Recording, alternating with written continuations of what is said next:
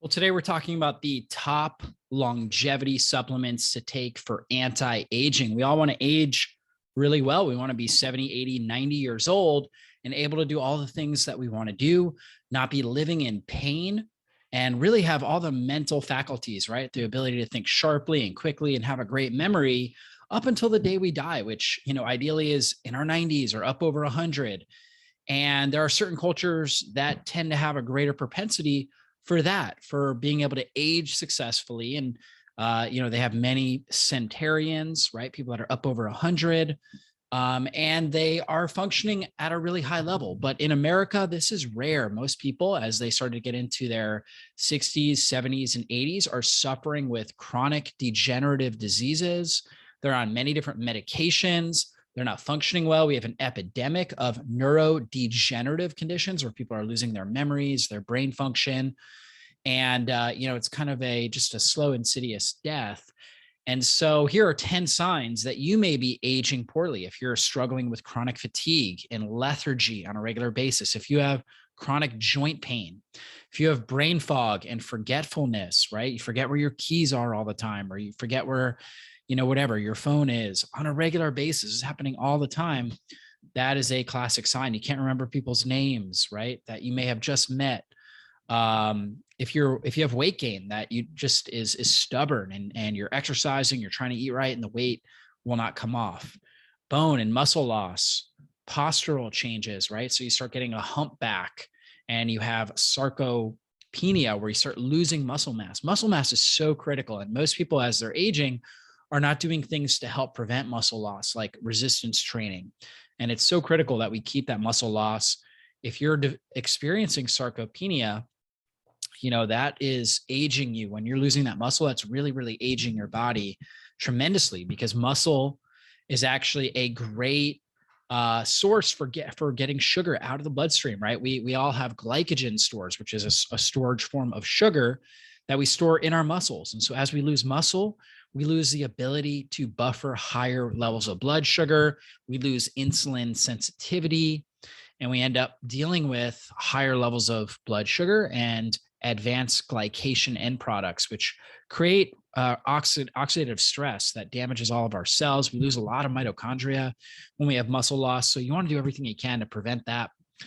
Veins. A lot of people will develop, like just varicose veins, right? So really easy to see, very visible veins. Tinnitus and hearing loss, right? It's another big one. Skin and complexion changes, and then poor sleep quality. These are all possible signs that you may be aging poorly. And we think about health span and lifespan. We know that optimal longevity is that we're able to live a really long life.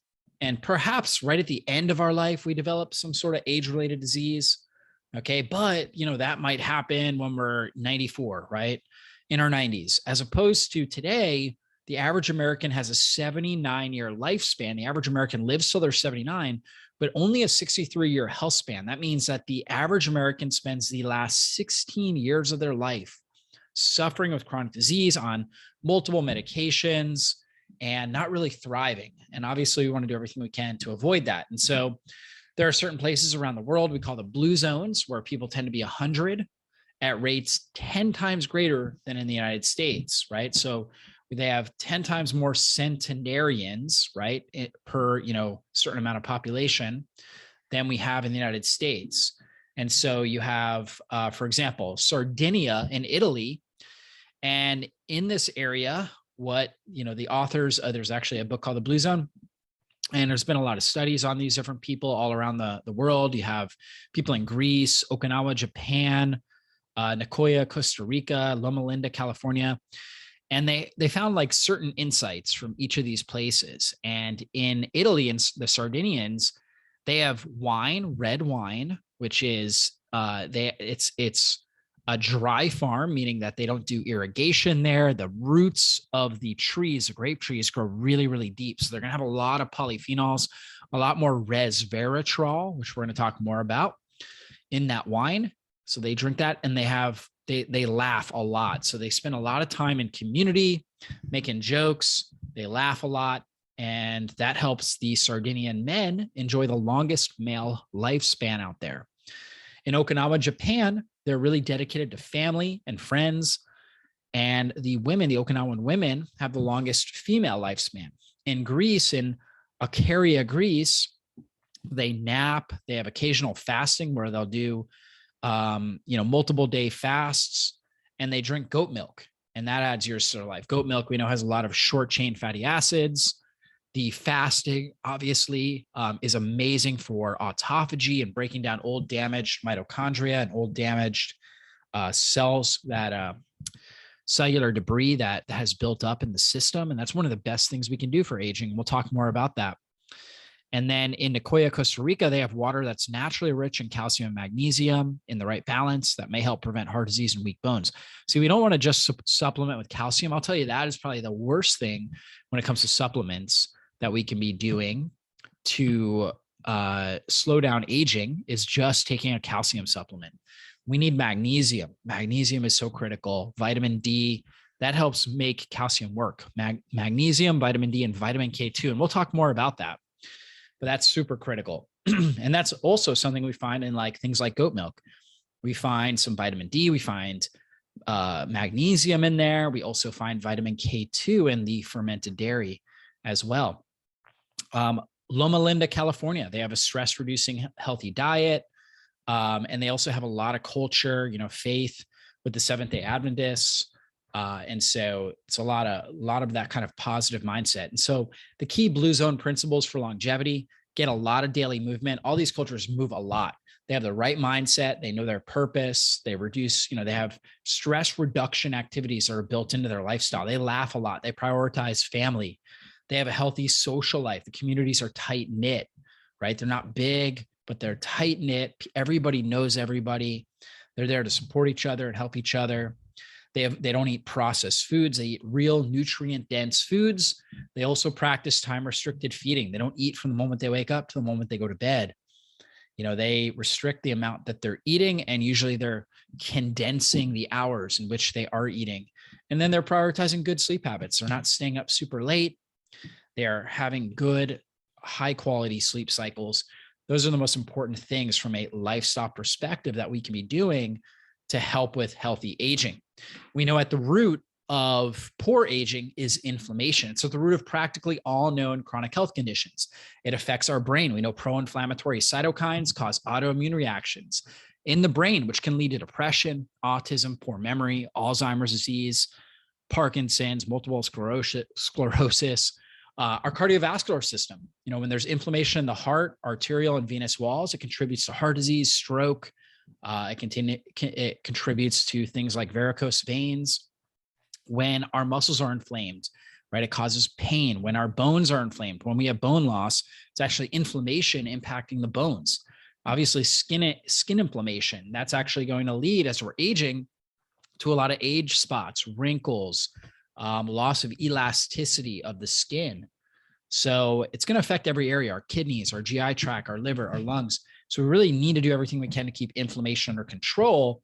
And at the cellular level, we end up with a lot of zombie cells. We call this inflammaging. When our cells start to age and the organelles within them start to become dysfunctional, normally our body undergoes a process of autophagy, where we break down the damaged cellular organelles, and we take the raw materials and we replace them, and we create new healthy cellular organelles. However, when we're not able to do this because we have high insulin, for example, high blood sugar, high insulin, and insulin resistance, now the cells don't get broken down effectively. They just continue to sit in their place, and they are dysfunctional. They're not functioning the way that they should. We call them senescent cells or zombie cells. On top of that, there's two mechanisms. One is internal cleansing, right, or recycling. We call that autophagy, where we take the older cell, but we just replace the parts, so it's able to function like a new cell. The other element is apoptosis, where the cell is older, it's damaged, it's not functioning right, so it kills itself, right? It undergoes cell suicide, and that cellular location is taken up by a new, young, stress resilient cell, right? And that's really what we want. When these cells stay in existence, we call them senescent or zombie cells. And there's a lot of different factors that are associated with this, but probably one of the most important is that they oftentimes, especially if they're immune cells, they'll sputter out inflammatory cytokines. And they also are, our normal cells have mitochondrial dysfunction where they can't break down and use fat as an effective energy source. So they're obligate sugar or obligate glucose metabolizers, and that produces a lot more oxidative stress, which rusts the cells around them, the tissues around them. So it accelerates the aging process of all the cells around them. So we really want to do everything we can to reduce these zombie or senescent cells. So the top longevity supplements for anti-aging. Now, I don't recommend that you take all of these, although you can. I don't think you have to take all of these, but a good handful of these are going to be really, really helpful, right? And the more chronic degenerative conditions or signs of poor aging that you have, it may be important to take, a larger amount of these. So coenzyme Q10, omega-3 fatty acids, NAD, resveratrol, quercetin, vitamin D, vitamin K2, N-acetylcysteine, or anything that really helps support glutathione. NAC is precursor for that. Magnesium, like I was talking about, zinc, selenium, vitamin C, green tea, or the polyphenol in there, EGCG, curcumin, sulforaphane, and astragalus. All those are critical. We could probably throw in a few other ones, like if you're B12 deficient, which a lot of people as they age are. B12 is super critical. Choline can be really important for healthy brain, phosphatidylcholine, which we can find in eating eggs, for example. So those are a couple that I can think of. Folate, perhaps, right? Maybe really important. Vitamin B6, so all of our B vitamins. So we can include more in this, but this is the main list that I have. So, I'm going to start with coenzyme Q10, especially as you're aging. If you're noticing fatigue, brain fog, I would highly recommend looking at CoQ10 as a supplement. And I recommend the activated form particularly, although ubiquinone, which is the inactive form, right? That your body will activate that. But I've seen people get better results with higher dose ubiquinol. It boosts energy and stamina. We know coenzyme Q10 fuels the energy producing mitochondria that are found in every cell in your body.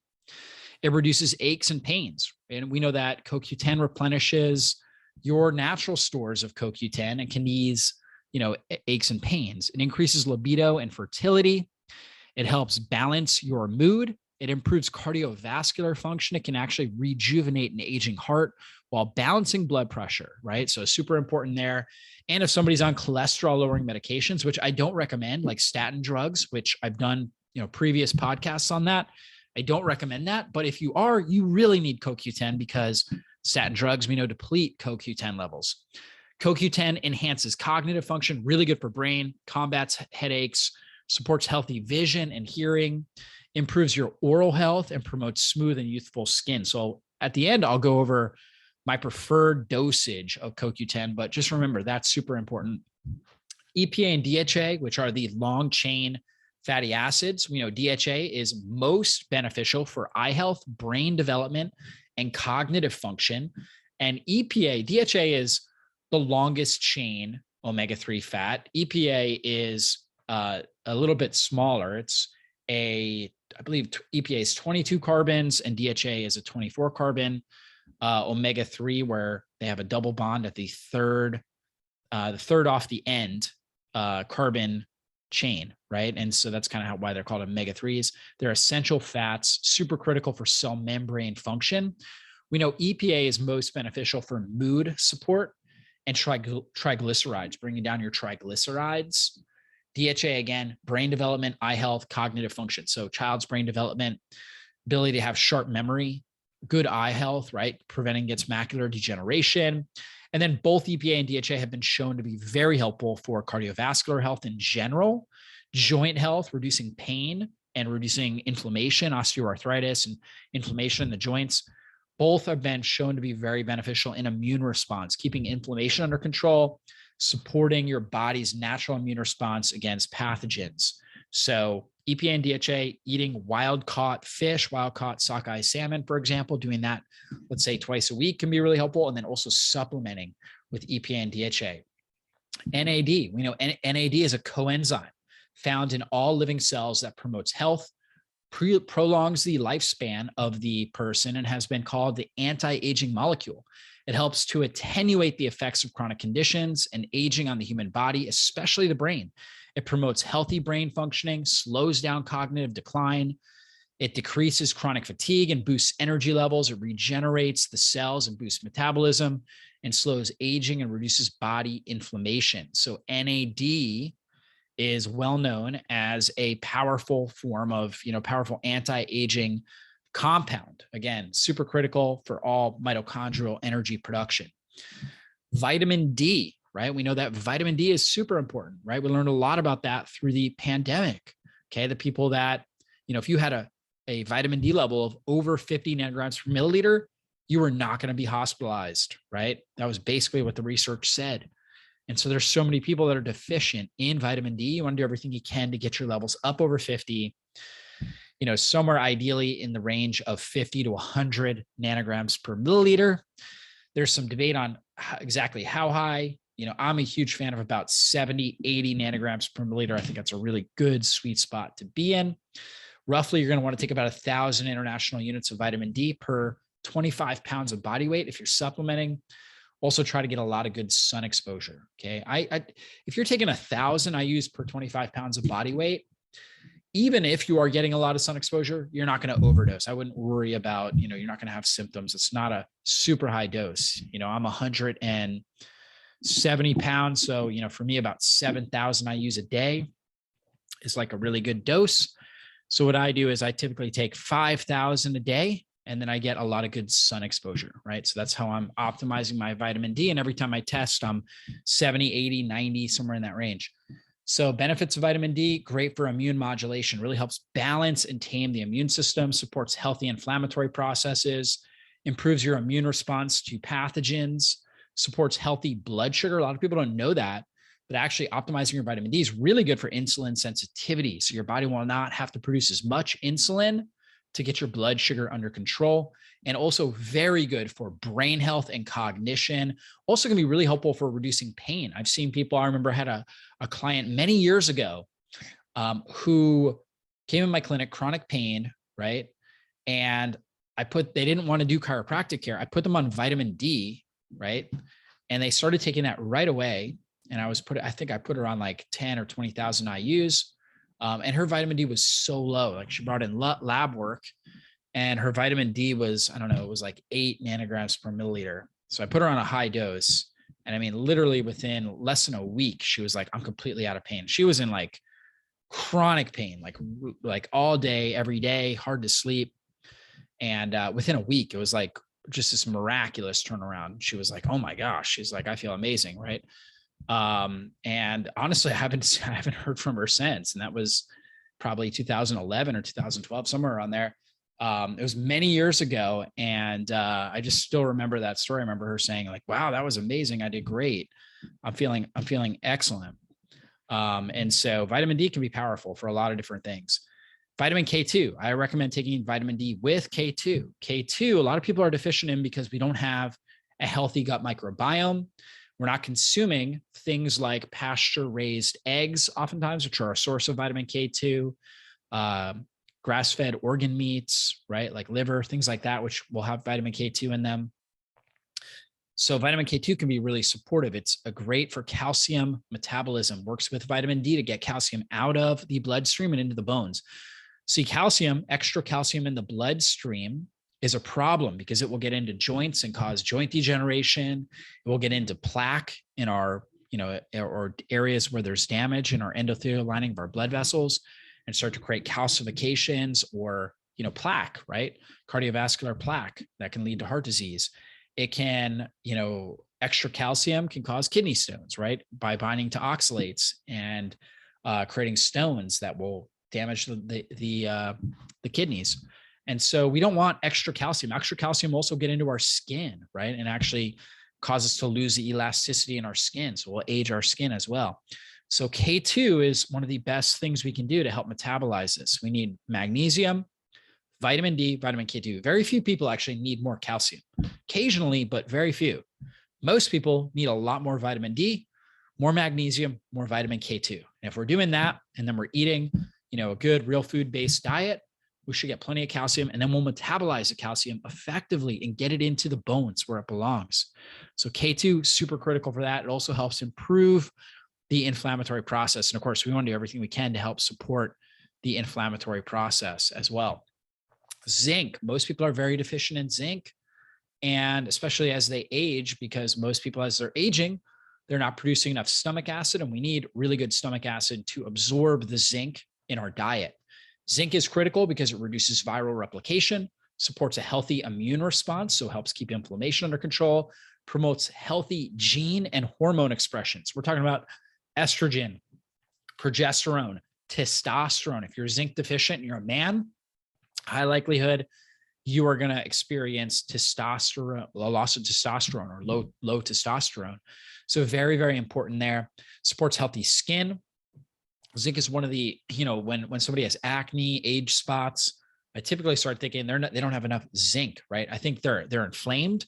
They probably have issues with their gut. They're not producing enough stomach acid, but then they're also needing extra zinc, and zinc can play a really key role. A lot of people, as they start taking zinc, they notice their skin just feels softer, better. Their immune system is better.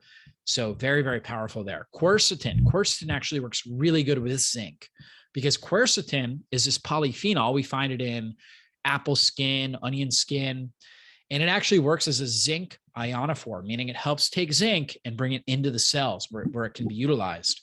It's also a very powerful antioxidant, very good as an antihistamine. A lot of people use it, especially around allergy time, and see really good results using zinc. I like around 500 milligrams a day, or once or twice a day of quercetin. I think that's a really good dose.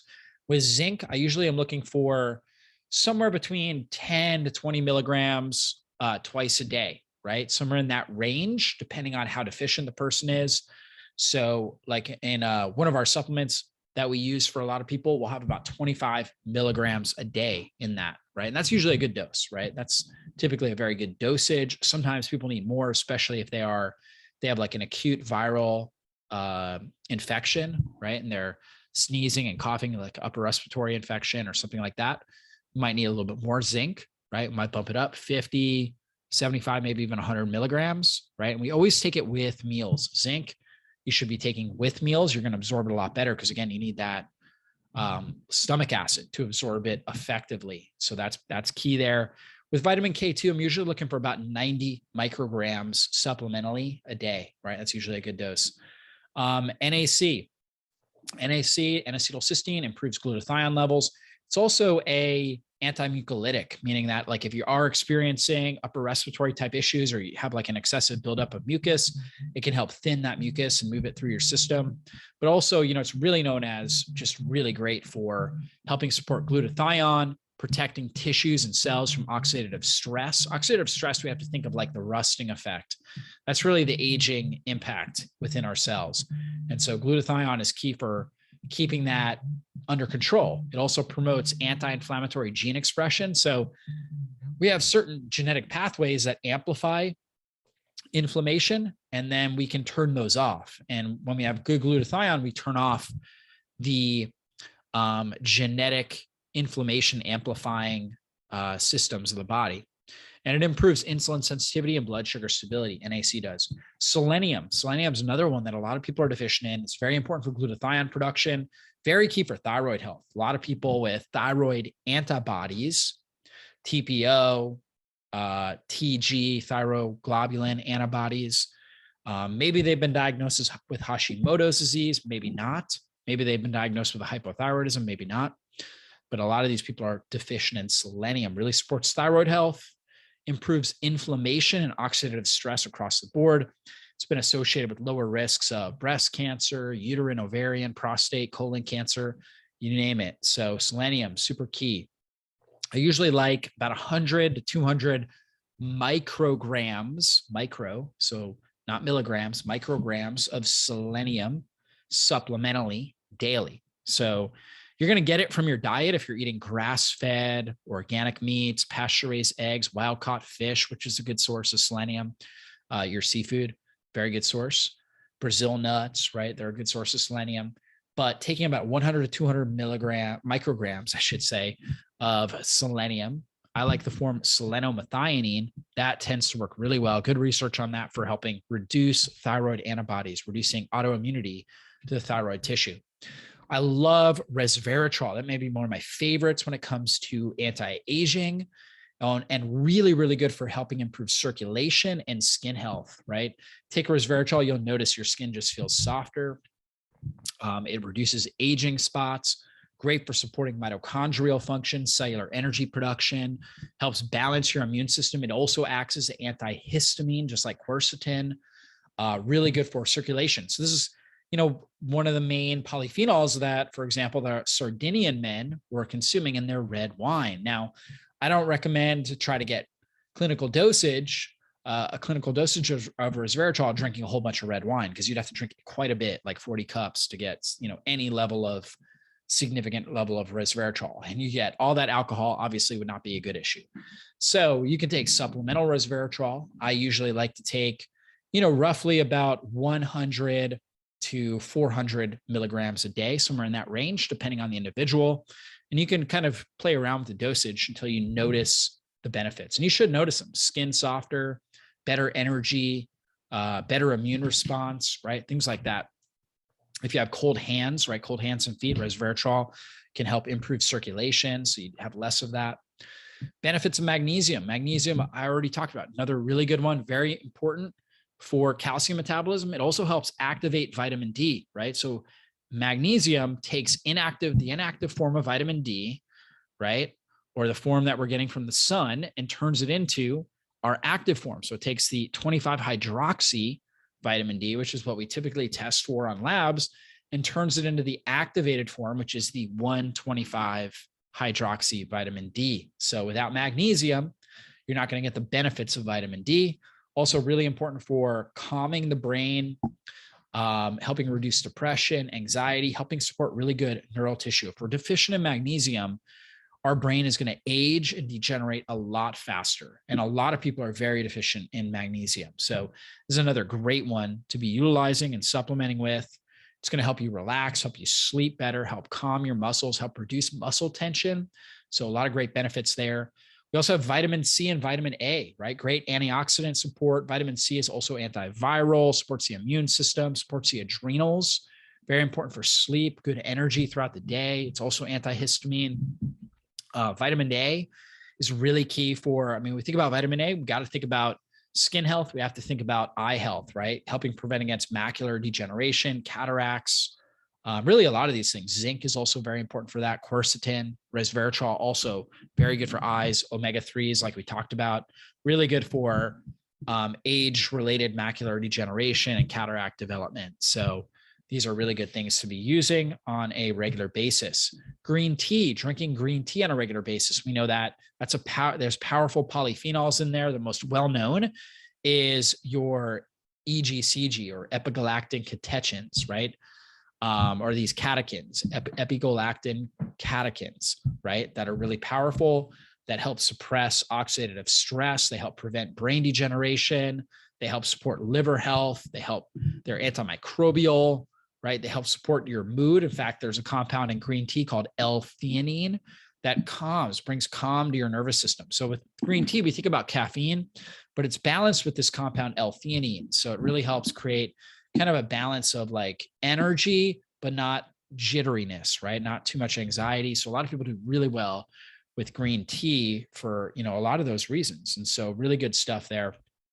Curcumin, which is the active ingredient we find in turmeric, one of the most powerful anti-inflammatories. This is my go-to when it comes to joint pain, for example, somebody that's dealing with pain in their body. Curcumin is one of the most well-studied herbs when it comes to reducing joint-related inflammation, but also very good for cardiovascular function, blood sugar stability, liver health, brain health, right? Helping prevent against brain degeneration. So very good. And all of these compounds, these herbs I'm talking about, resveratrol, quercetin, curcumin, green tea, these all help to activate autophagy, which is where we break down old, damaged cellular debris, and we start to regenerate those the cellular structures, right? So we get rid of these zombie cells and we start creating new, healthy, stress resilient cells. We want as many of these stress resilient cells as possible in order to really thrive. And so another compound is sulforaphane, which we find in broccoli sprouts, for example. This is really well known as something that helps our body with balancing hormones, right? Gets rid of bad estrogens in our system. But it's actually, we get a lot of other benefits from it. And it is a compound. Sulforaphane is a compound within the isothiocyanate group of organosulfur compounds. It's found in the highest amounts in your cruciferous veggies like broccoli, kale, collard greens, and like I said, especially broccoli sprouts. When we take in these foods, it's in the inactive form of glucophanin. The myrosinase enzymes are released in the plant when it's damaged, and they turn glucophanin into sulforaphane. So cruciferous veggies must be cut, chopped, or chewed to release myrosinase and activate sulforaphane. So just taking some broccoli sprouts and chewing it up helps activate it. I grow different sprouts, radish sprouts, mustard green sprouts, broccoli sprouts, just right in my home, and very easy, simple to grow. And you get the sulforaphane, those isothiocyanates in there. They support your mitochondria, great protection against things like H. pylori and Epstein-Barr. They help activate your NRF2 system, which is your body's strongest defense against oxidative stress. So they help stop that cellular rusting. They shut down inflammatory markers like TNF alpha and C-reactive protein. They slow the aging process. They boost liver detoxification. They activate glutathione and superoxide dismutase, which are your cellular, intracellular antioxidants. They prevent DNA damage. And they deactivate carcinogens and increase their excretion, things like benzene and other toxins. So sulforaphane's an easy thing to get, on a regular basis. Astragalus is another really good one that you've probably seen out there before, especially when it comes to anti-aging. It's an adaptogenic herb used in Chinese medicine that is a herbaceous perennial plant in the pea family that grows small pea-like yellow flowers. It's commonly grown in China, Mongolia, and Korea. Has some key compounds, polysaccharides, terpenoids, which are a compound that really gives a lot of adaptogens their adaptogenic benefits, things like cordyceps and rhodiola and stuff like that.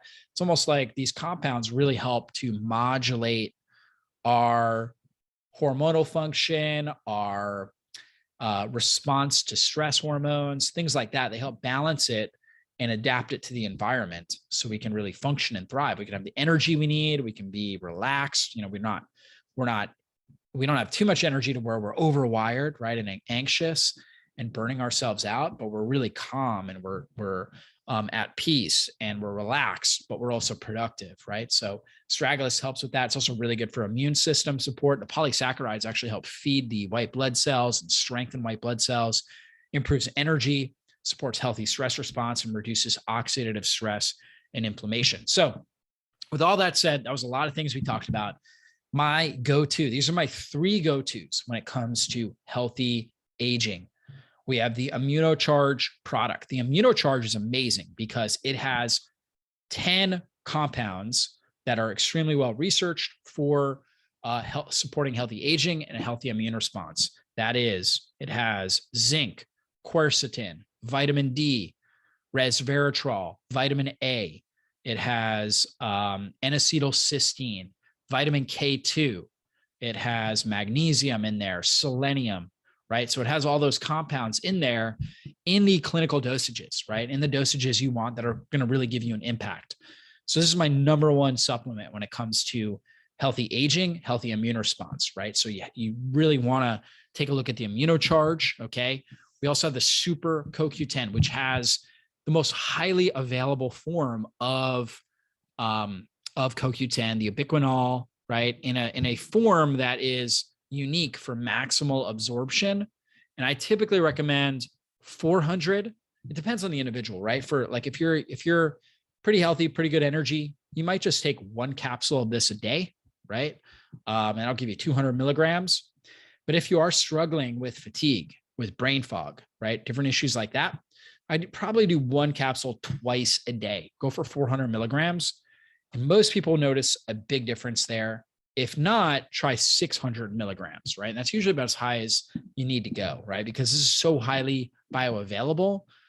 It's going to get into your system. And I mean, within a week, you're going to flood your system with that CoQ10, turn on the mitochondrial energy production, and you're going to feel a big difference there. So with your brain, your energy, it's also great for cardiovascular, your heart health. CoQ10 is huge for that. So consider that one. And then we also have the Proomega CRP, which is clinical dosages of EPA, DHA, those long chain omega-3s. It also has optimized curcumin, which is, you know, the powerful polyphenol that's found in turmeric. It also has N-acetylcysteine in there and a reduced form of L-glutathione. So great for taming the immune system, really powerful anti-inflammatory. That's why it's called Proomega CRP, right? Reducing C-reactive protein, helping rebuild cell membranes, helping improve hormonal sensitivity, insulin sensitivity, right? Sensitivity to all of our sex hormones, thyroid hormone. So this is a really powerful supplement. Guys, if you're watching on YouTube, I'll have these in the show notes and the podcast. You just go to the show notes on drjockers.com. And also use the coupon code Jockers10 if you want to get anything on our store, the Proomega CRP, the Immunocharge, and the Super CoQ10. Just use Jockers10. That will save you 10% at checkout. Hopefully you guys enjoyed this training. Thanks so much for your time. Guys, we'll see you on a future online training, and we'll see you soon. Be blessed.